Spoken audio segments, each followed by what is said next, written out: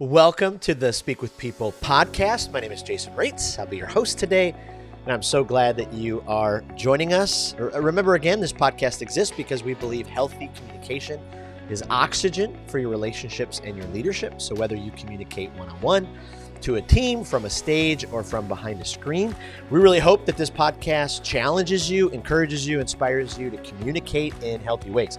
You really will be more effective when you choose to communicate in healthy ways. And when you do, believe it or not, you really can change your world with your words. Well, today I'm excited for our podcast. We are diving into the captivating world of Gameness. Gameness. We are interviewing an author who wrote a fantastic book called Gameness. And I'll be honest with you, this title grabbed my attention because at first I was like, oh my goodness, what is Gameness? Have you heard of this concept? I bet many of you, like me, you may have not. Once we dive into it, it will click and make sense.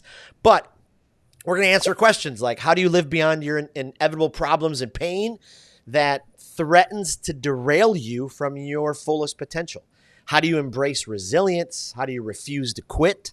We're going to dive into some secrets to cultivating that kind of unwavering determination, and then communicating to yourself, to others, that you're just not going to give up. You're going to achieve that personal growth. Well, today I'm just so honored because we have the author of this great book, David Dennis, with us. He is the president and chief executive officer of Eckerd Connects, an incredible nonprofit organization. He's also a counselor and marriage and family therapist. Not only that, he's just so incredibly genuine.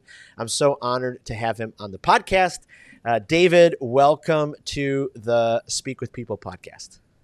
Jason, thanks for having me. Good to be here. Absolutely. Well, hey, before we jump into this conversation, we answer some of these questions, I thought maybe could you tell our listeners just a little bit more about your story, who you are, your family, where you're from, all that kind of stuff. Absolutely. This July 30th, I'm going to celebrate 35 years of marriage to my best friend. Wow. Becky. Congratulations. Yeah, we're the very grateful parents of 5 awesome adult children, ages 23 through 33, and 2 beautiful granddaughters, 6 and 4. And we have lived here in Clearwater, Florida for about 16 and a half years since I was recruited to come and lead this organization that you just mentioned, Eckerd Connects. You can learn more about that work at our website, eckerd.org, eckerd.org. So that's my day job. I know we're here to talk about this book that I've recently written. But that's a little bit about me and our family. Any other questions about that, I'd be happy to answer. I love it. Clearwater is a tough area to be recruited to come to. That must have been a tough decision. Yeah, I tell people it's a kind of a little slice of heaven. It's not heaven, but it's got to be the waiting room. It's a beautiful place. It really is. We hosted our first conference, the Speakers Conference in Clearwater Beach, and we had folks from Tennessee and some other country. We did have a couple from other countries, other states. But in the morning, it's one of those conferences where you wake up and you go, oh, okay, I before the session start, I can walk the beach with my cup of coffee. Yeah, it is absolutely a lovely place. It sure is. Well, I grabbed your book when I was introduced to you from a mutual friend and went through it. And it came really for the right time for me. We started Speak with People. It'll be a year, September 1st. And so this first year has been so much about storming and forming and trying to figure out our identity and keep moving forward. And right in the introduction, I needed it because you break down Gameness. And so, and what it means to be game. And so I thought, hey, let's just start there. Can you give our listeners just a definition of what it means to be Gameness? Yeah, and maybe to start with, I'll just say the reason I wrote this book, Jason, was as a gift for our 5 kids. My father died when I was very young. I was about 4 years of age, and my sister and I lived with our mother for a while, and she really struggled with the loss of our dad. It was her second husband to lose at a pretty young age. And she came from a very challenging background herself, deep poverty, no education, no job skills. My dad was a pipeline welder. We just followed him around for the first several years of my life on construction jobs. So she really had no support network. So she turned to alcohol to self-medicate uh, her depression over that loss, and she never could pull out of it. She tragically, we were removed from her custody by Child Protective Services, placed in different homes in foster care, and get thankfully reunited and raised by the same family. And she later tragically fell asleep one night drunk and burned to death in her bed in a fire in her house. So, you know, I never got to have a conversation with my dad that I remembered or that I could recall. No advice, what would you do in this situation, Dad? No words of wisdom. And I told my kids, I said, I'm writing something for you that it's going to be a leave behind. A big hole I always had in my life was your podcast is about words. Words are important. And words that I craved were words from my dad. Like I said, what would he do in these situations? Advice, guidance, wisdom, and just memories of conversations, his voice, his laughter, and none of that. And those things are important. So I decided I wanted to leave something behind for my kids, so that after I was gone, they would have some words for me, kind of the conversation I never got to have with my dad. So that's why I started writing the book. As I began to share some of it with them, they encouraged me to put it into a book and share it with other people. But the reason I wrote the book was I was trying to decide. I didn't want to just share reflections from a journal or something like that with my kids. I wanted to leave something behind with them that if I boiled it down to one message that I really believed held the most potential to help them live their lives to their fullest potential, what would those words be? Mm-hmm. And so as I continued to hone it down, I was really looking for one word that I could entitle the book that captured really the essence of what I wanted to say to them. Like what is the most important message I could give them?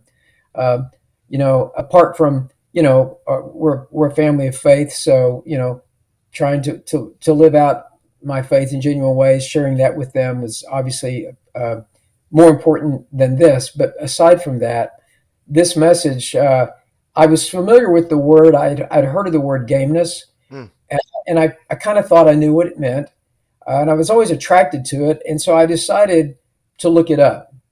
I was more familiar with the word game. Are you game? So I thought, well, what is gameness? Is it even a word? So I looked it up, and sure enough, it has a very powerful definition. It's got layers of meaning. I put that definition in the book, but the next in the dictionary, when I was looking up the definition, there was a follow-up definition to the book, and it gave kind of the four defining attributes or characteristics of what gameness was. And when I read that, lights went off, and it was like I knew right then this was the title of the book. This was the message I wanted to give my kids, because all the things I had been writing really fell in the category of one of these four attributes. And those four attributes are the four sections of this book. And those attributes are a never quit mindset, resoluteness to purpose, a fighting spirit, and the will required to act beyond your feelings. Ooh, well, those are powerful. I mean, if you're if you're able to dive into even one of those, I mean, especially with how easy it is for people to want to be able to give up or want to be able to quit. I mean, each one of those, you couple those together. Yeah, I'll just share some statistics with you that I read recently that punctuate what you just said, Jason. If you think about the fact that we're projected this year to see probably 1.2 million attempted suicides in America, think about just that for one. There'll probably be about 10 million adult arrests this year. Wow. 700,000 teenager arrests. Almost 700,000 marriages will crash and burn and into divorce.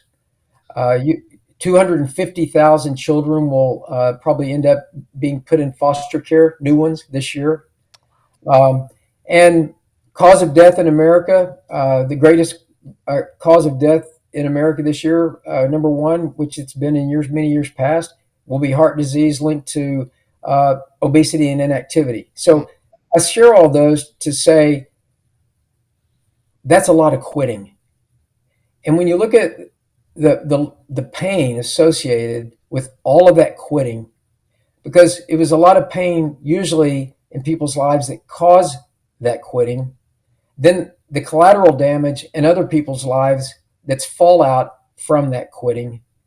Uh, Learning to cultivate a mindset of never quit mindset and a fighting spirit and resoluteness to your purpose and the will required to act beyond your feelings. Wow.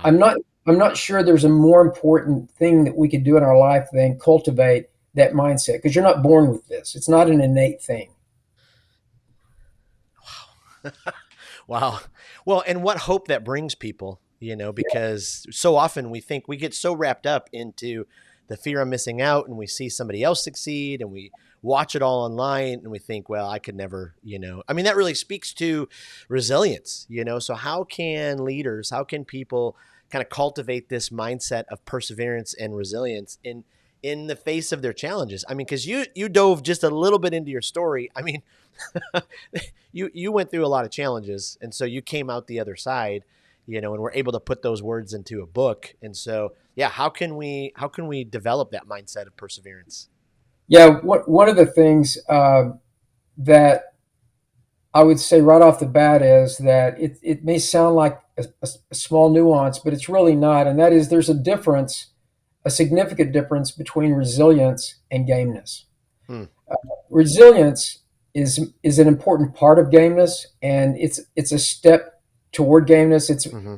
If you have gameness, you have resilience, but you can have resilience and not have gameness. And what I mean by that is, I could be, as an example, I could be. Let's just say I'm a woman and I'm married and I'm in a situation where I'm experiencing domestic violence Hmm. and I'm getting beat up. And I don't mean to use such a crude example, but it kind of makes my point. Just because I cultivate the ability to keep weathering those beatings and I get tougher and tougher and it bothers me less and less that I'm getting beat every day, uh, and I keep coming back for more without giving up, that's a level of resilience. That's not gameness. Right.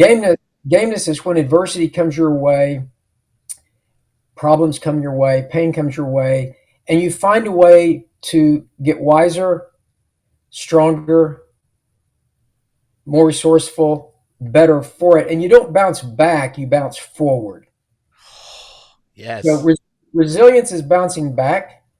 And while it does require resilience to get to the point where you bounce forward, but gameness is bouncing forward. Hmm. And there's a big difference, and there's a big difference in that mindset. And it's the banner on the top of my book says finding advantages in your adversity, not just enduring them. When we every day, the one thing every human being has in common, Jason, is I think everybody that's listening to your podcast would agree. Every day we're going to get up and answer the door, and adversity is going to be there to demand something of us. Every one of Yep. us. Okay. Well, resilience is yes, and I'm prepared for adversity, and I'm just going to keep coming back and facing it over and over. That's in a business. It's not good enough. If this year doesn't go well for you in your new business, you can't just come back and say, "Well, I'm back at it again this year." You've got to stop and ask yourself, "Did I not plan well enough to have a good year? Do I Right. need to change my plan? Do I need to the adversity I faced showed me I'm not doing it. Yeah, I'm not doing whatever I'm doing well enough to succeed at what I'm trying. So what do I need to do differently? I'm going to get wiser, better, smarter, more resourceful. It was it's a problem that you didn't end the year well. But that Yep. problem makes you get better or not. So here's how we respond to problems, every one of us. We either surrender or we try to survive it or we subdue it. Mm. Surviving is the resilience posture. Subduing is the way God told us in the beginning. People listening to your podcast may not be a person of faith like myself, but they may. If you do believe the creation story, though, the very first directive God gave man and woman after he created them was something we don't talk a lot about. And he told him he wants them to have a very specific mindset when he created them and showed them this incredibly beautiful universe full of all kinds of possibilities. He didn't say, "Hey, I hope you enjoy this. I hope this goes well for you." They weren't spectator terminologies. He said, "Now, go subdue this Mm. and take dominion of every living thing." We're living things, so that includes us. And those are like military terms. They're take charge terms. They're like, let's see what you got. Go do something with this. It's proactive. It's take charge of this, manage this, steward this. So that's a mindset of gameness, and it's not a mindset of just enduring or just being resilient. Boy, that's so good. That's so good. Especially I've read from multiple leaders, hardest person to lead is yourself. And so much of self leadership is, listening, communicating to all of these negative voices and thoughts. I think Vanessa Van Edwards calls them the gremlins. People of faith would say this is, the lies the enemy is putting in your head. So from a gameness standpoint for leaders, what are some ways that leaders we can communicate to ourselves, or squash out those Yeah. lies so we can keep moving through that? You know, one of a couple of my favorite quotes, you know, are these, and you'll know them. One of them is what comes from a man's mouth or a woman's mouth, a person's mouth. What comes from a person's mouth is what fills their heart. Mm, mm, Um, you know, and that actually comes from the book of Matthew in the Bible. Um, Another one in Proverbs that I really like is what is in a man comes out of a man, mm.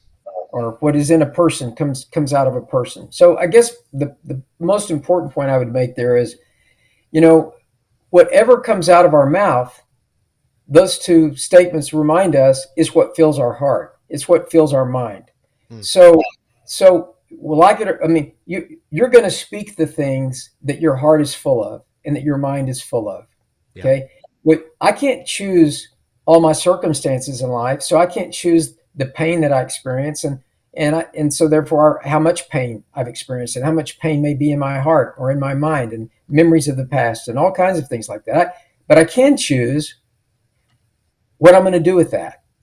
And what I mean by that is this: like if you look at the four attributes of gameness, the first one is a never quit mindset. The reason that's important is when bad things happen or challenges happen or adversity happens, you can, like I said a while ago, surrender or to go into survival mode or subdue. And subdue means, once again, I'm going to find a way to get better because of this. Yeah. Okay. Not just endure it. And it's a huge difference.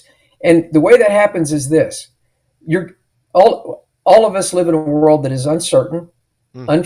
unfair, and oftentimes unpleasant, right? So since we know we live in a world that's unfair, uncertain, and oftentimes unpleasant, we're going to face these adverse circumstances. And so that first section of the book where I talk about a never quit mindset, the reason that's important is when these things happen, you don't quit right then. You've got to say, okay, yes, this is happening or that happened. It's not good. This sucks. This is painful. This is difficult. But gameness is saying, I'm going to cultivate the ability to see my circumstances better, even when I can't see better circumstances. Ooh. So, in other words, you've got to cultivate yourself to learn to see things better, even before you can see better things. And that means you're being constructive in the way you think about whatever you're experiencing versus reactive. Okay? It's responding. There's a difference in responding and reacting. Responding means, okay, that happened or this has happened. How can I see this better? I Yeah. tell a story in the book. If you read the book, you read this. I visited some friends of mine in Vermont, and retired political attorney has a Christmas tree farm and an apple orchard for his retirement gig. Hmm. Broke my leg skiing first week I was there. Ended up at their house for a few weeks, drinking way too much of this amazing apple cider. in this jug that was all in their fridge. And one night I said, how do you make this? I said, I've always loved apple cider, but yours is particularly good. I said, I'm just curious, is there you've got to have some selection process to pick just the perfect apples to make this stuff because it's so good. And he kind of looked at me funny and laughed and said, why, you don't have a clue how apple cider is made. I said, no, I don't. And he said, the irony of your question is that we use the bruised apples, not the perfect apples. The apples that got packed too tight in the box and they didn't make it to the shiny show shelf in the grocery store, where they got knocked off by a storm or the pickers bumped into it and bruised it and they got knocked to the ground and they're bruised and damaged. So, we can either leave them laying there and rot and go to waste, or we can repurpose them and put them in the apple press and make cider out of them. Mm. And so when things happen to you in your life, that things aren't going as planned, you can either surrender and become bitter. You go into survival mode and just, I'm just going to get tougher and I'm going to endure this, which that's not gameness. Or you can subdue it and say, I am going to look around here and say, I may not be going to the shelf with the shiny apples and produce, but I'm going to repurpose myself, and there may be a detour to my dream or a detour to my destiny. I'm going to see things better, even though I'm going to see them better, even though I can't see better things. You've got to be able to adapt. That's why you have to have an never quit mindset and constructively kind of deconstruct your situation. And that's the very first step, because all of us enter into life with a lot of experiences from our childhood, most of which we didn't have any control over. Yep. And what those things do as a kid is you begin to develop a worldview, a self-esteem, a self-perception, kind of your self-identity. That's what fills your heart. You begin to speak out of that and say things that reflect that. If you feel like a victim, you're going to talk like a victim. If you feel defeated, you're going to talk defeated. Wow. If you feel hopeless, you're going to be hopeless. If you're bitter, you're going to act bitterly. If you're angry, you're going to be angry in your communications. So what your mindset is, in other words, the quotes I shared earlier, what fills a person's heart is what comes from their mouth. Yep. So you got to stop, first of all, and do a gut check and say, do I have a gameness mindset? Do I have a mindset that, as Viktor Frankl reminded us in his book, Search for Man, Search for Meaning, I have no control over the circumstances I'm in sitting here in this Nazi prison camp, but I have total control over how I'm going to respond to the way these guys are treating me. Wow. That's mine to control. Wow. And so prison wasn't something he survived. Prison's where he thrived and actually developed the foundation of logotherapy, which was his philosophy and approach for his therapeutic interventions as a psychiatrist when he got out of prison. And it was the way he thought differently about his circumstances that enabled him to survive the same circumstances that killed and destroyed hundreds of thousands of other people. That's the beginning point. Wow. My goodness. I mean, just to fast forward a minute, because we're running out of time, and we're probably going to need another podcast episode to keep diving into this. I'd love it. Fast forward into the book, you do the chapter on pain, and this kind of ties in, with what we were just talking about. But you say, if we're not careful, what's behind us can sneak up and pummel us. I mean, what you just spoke with right there talks so much about, how many leaders are held back because of that past pain, because of, the damage that was done to us. And if we could just realize that damage can help propel and produce and, move us forward. It's just, so powerful. I know you just kind of spoke to it a little bit, but what are some, do you have any other thoughts about, moving past those past pains so we can experience, that better future? Yeah. The first step is to see whatever the pain is in your heart, whatever circumstances maybe you've gone through that have created kind of the condition of your heart and mindset and attitude about things. That's important. Kierkegaard reminds us that for life to be understood, it must be understood backwards, but for it to be lived, it must be lived forward. So, but there's a reason your rearview mirror is about that big and your windshield is that big. Okay.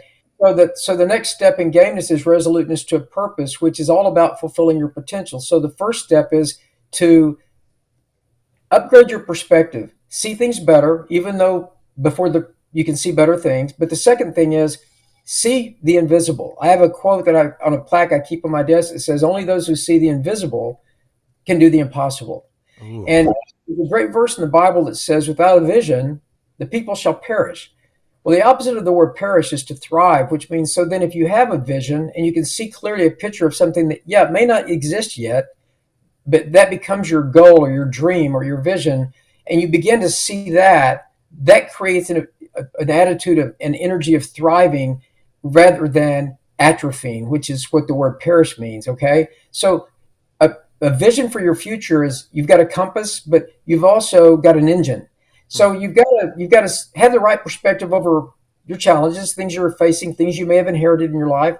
But resoluteness to a purpose means, what is it that you really believe is most important in your life? What do you believe your calling is? What do you think your personal mission is?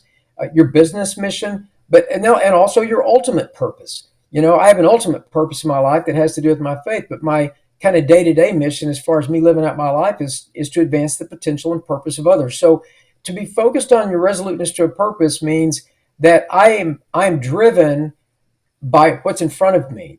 The rest of our canvas hasn't been painted. Oftentimes we view ourselves and we view others as a problem to be solved versus seeing them as a potential to be realized. And when we see people that work for us or with us in that way, it makes all the difference in the world. And so you're talking about possibilities. It's a strategic mindset. Wow. Wow. There's just, oh my goodness, there's just so much there. It's just something else. As we kind of turn the corner, as we think about, communicating our gameness, so often people want to remind us of our past, even those closest to us, people we work with. We have a new idea, we have a new vision. They want to squash it right away. I have a friend who, has labeled himself the dream crusher, So any thoughts on how we communicate to those folks, as we're especially moving forward?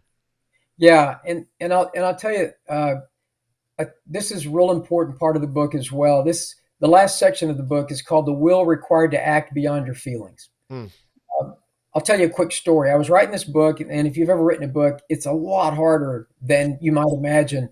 You get stuck a lot, and so I was writing at home, and I'm stuck, and I was just like, I don't know if I could finish this. And my kids kept asking me, Dad, how's the book coming? And I was like, oh, why did I tell them I'm writing this? Because I don't know if I can finish it. I'm going to feel like a failure. And so I thought, I got to get out here. So I found this really trendy, cool coffee shop. I tell this story in the book. In Dunedin, which is a little community near us, and so they have a lot of cool coffee shops and craft breweries and stuff there. And so I went down there, and I'm in there, and they've got the cool soft jazz music playing, and everybody's. It's just a great vibe, And so I got my laptop out and started working. It worked, and I don't know if it was the caffeine or if it was the ambiance or whatever, but I was on a roll. I started going in there day after day, and this young barista that worked in there, 20-year-old guy, one day he said, "Wow, you're in here every day, really working hard on something. I got to ask you, if you don't mind, what are you working on?" And I was about to say, "Oh, I'm writing a book," but just as I was going to say it, I'm flooded with all these fears of failure. Like, oh my gosh, I can't tell him I'm writing this book. What if I don't finish it? And he's going to ask me. The guy already remembers what my coffee order is every day. He'll never forget this. Imagine that all fly through your head in a second. But I'm like, I've got to answer it. So I just went ahead and said, with as much confidence as I could, "Oh, I'm writing a book, like it's no big deal." And he said, "Oh, wow, tell me about it." So I started telling him about our conversation that you and I are having right now. He got really into it and said, "Wow, what an important book. We all need that." And I was kind of going along with him. Yeah, it's exciting. And then he said these words as he was walking off. He said, "I'm so glad I met you, because I've never met anybody that told me they were writing a book that's ever finished it." Oh my gosh. I call it the latte landmine. I mean, Oh, my heart sunk. I didn't show him, and I'm like, oh, okay, good. So I went back trying to finish my book. wow. Of all things, about what? Gameness, never quit mindset, fighting spirit, resoluteness to a purpose. And here I let this 20-year-old barista drop me to my knees with Yep. one line of words. That's how powerful words are. Words can launch us or they can sink us. So I couldn't even finish writing. I had to get up and left, and I was like really bummed. And I was like, oh my gosh, all I can picture is me not writing this book. And I'm on my way home, and it was like God whispered in my ear, like, what a wimp. Like you're writing a Yep. book about gameness, and you just let this kid take you out with one word, one sentence. Yep. And I thought, and I laughed out loud in the car. I thought, gosh, this is crazy. I got home and I wrote a note to myself, and I said, I will finish this book, and Grant will get one of the first copies. And he did, signed. And I tell the story in the book, kind of Yep. to honor the conversation. And I told him about the conversation. But I answer that kind of a long answer to your question. But the Yep. point is, absolutely, words are powerful, and and they mean something, and that's why it's important that we say there are words. One of the things I actually said to myself as I thought about it later, what if he had said these words to me? What if he had have said, I'm so glad I met you because you remind me of this guy that used to come in here and do just what you're doing. He used to sit in the same seat, matter of fact, and he was writing a book too. And if I had said, "Oh, really? Well, how did it turn out for him?" He said, "Oh, I became this crazy bestseller. He quit his day job. All he does is write now, and he bought a house down here on the beach and just walks the beach with his grandkids and writes books." Well, I would have thought that could be me, right? It would have been empowering. But here's the Yeah. crazy thing about it. I took time to think about his words, and I didn't quit. I I upgraded my perspective, and I said, "Okay, now wait a minute. Where's your fear coming from?" And I could see this differently. And I decided, you know what? I let it propel me to make a commitment to finish that book Mm. because I'm not going to live in fear. Yeah. Okay. So, my point really is this: I almost entitled this book, "Who Cares How You Feel?" And the reason is because of what you just said a while ago, Jason. Uh, all those statistics that I read a while ago, 1.2 million suicide attempts, all those marriages ending to divorce, families falling apart, kids on the foster care, domestic violence is behind all it. What do you think is driving almost all of that? Addictions, addiction to food, all the deaths from heart disease, linked inactivity, and obesity. It's coming from people succumbing to their feelings. Okay, they're letting their feelings dictate their behaviors. And one of my favorite writers, William James, philosopher, psychologist, used to say, "I don't sing because I'm happy. Mm. I'm happy because I sing." Wow. And so, what a big part of this book is, I wanted to leave my kids with this message of be committed to acting yourself to new ways of feeling versus trying to feel yourself to new ways of acting. And so Wow. so when people say words that are negative or that criticisms, or you say them to yourself, deconstruct them, think about them, and then stop and say, okay, are you doing what it takes to give yourself the feelings you want, right? And so you're in control of your feelings. Actions drive feelings. I don't feel like going to the gym ever. I always feel wonderful when I leave. But endorphins aren't free. Okay, as Jocko Willink likes to say, discipline is freedom. Mm. And so this living a life of gameness is living a life where we expect criticism, we expect negativity, we expect uh, problems, Yep. uh, and we have a mindset that we're building and cultivating that for that reason.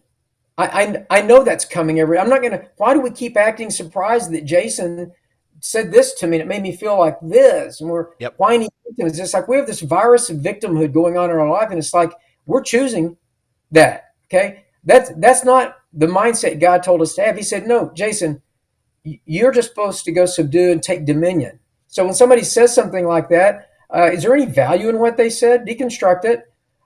Is there anything good you can harvest out of that? Maybe they said something to you that's true that you needed to hear. Yep. But if it's not usable and it's not going to help you grow stronger and better and wiser and more resourceful, discard it. Yep. You're in charge of what you do with it. You're in charge of what you fill your heart with and what you fill your mind with. But Yep. nobody innately is born with. I hear people say, "Well, Jason, he's just real game. I mean, he's just always been real determined. I'm just not like that. No, that's crap. Yep. This is not an innate thing you're born with. You develop gameness. You build a mindset. It takes work. It takes heart. It takes discipline to learn to act yourself to new ways of feeling instead of trying to feel yourself to new ways of acting. So that's really what this. I love what you said in the beginning of your notes when you wrote me back talking about Gameness. I think you summed it up beautifully. It's an unwavering determination. Mm. It's an unwavering tenacity. And the reason for that is it isn't just to avoid the pain of all those suicide attempts and arrests and kids in foster care and broken marriages. Flip that on the other side and say, not only if those people had gameness would they not be one of those statistics. Imagine all of those people living their life to their fullest potential. Yep. Wow, game changer. Yep. Oh, that's powerful. That's powerful. Well, my goodness, thank you for sharing your heart. Thank you for, I know that this is going to be incredibly helpful for our listeners. Before I let you go, let's just do a couple really quick rapid fire questions. Let our listeners kind of keep getting to know you. You've been in the Tampa Clearwater area 16 and a half years. I sometimes pinch myself because I'm like, most of the country waits all year so they can vacation where I live. But what's one of your family's favorite Tampa area beaches? Honeymoon Island. Okay. Yep. It's fantastic. We love it too. Is there a book you think I'm going to ask for one, every leader should read? Gameness. Okay. Land on your feet, not on your feelings. I hope everybody reads this book. If anybody's listening to this show and they can't afford one and they want one, I'll donate as many as I can. That's how important I feel like this message is. But a book that I didn't write that I would recommend every leader read is called The Effective Executive by Peter Drucker. Oh, yeah. Yep, it's a small book full of wisdom. Yep. The Effective Executive by Peter Drucker. Yep. And then lastly, if you're a podcast listener, is there one that you love for leadership development or one you love for just guilty pleasure that just kind of fills you up? Speak with people. I want to promote your show because I think what you're doing is so important, Jason, and I don't see anybody out there doing exactly what you're doing. And so I think, as you know, as I said earlier, advancing the potential and purpose of others is my personal life mission. You cannot do that without applying the principles that you're promoting and that make it possible to have the relationships with people to allow you to do that. So I think it's real important, but really a more broad answer to your question would be any podcast that is committed to advancing the potential and purpose of others excites me. And if I hear one, I'm listening. Because I want to grow myself. Yes. I want to keep growing. I want to live my life to its fullest potential. And, I love David Goggins, retired Navy SEAL, said, you are living a life so soft and comfortable that you are at risk of never living your life to its fullest potential. And I really believe that. And so I hope my book is kind of creates some discomfort and prods and even provokes people to really think about their life hard enough to do anything they need to do to have the courage to live their life to its fullest potential. And even if it means I'm telling somebody they got broccoli in their teeth, I'd rather that discomfort be there while they read, but their life get better and they thank me later. I love that. I love it. Well, David, thank you again for your time. Thanks for being on the podcast. Is there a website we can send people to? We can find out more information about you. Yeah, you could go to the book's website, but it also has my bio on there and information if anybody ever wanted to contact me to come speak, or I do some coaching and some consulting and things along that lines in this topic. But the website is gamenessleadership.com. Perfect. And we're going to post all of those book suggestions and links in the show notes. And so, David, thank you again for being on the podcast today. It was an honor. Totally an honor. Wish you well. Absolutely. Thank you to our listeners for joining us on the Speak with People podcast. We really love that you're part of this community. Speaking of community, if you've not joined the Speak with People community Facebook group, we just have hundreds and hundreds of leaders who are joined together in this group to curate ideas, to learn how we can become better communicators together.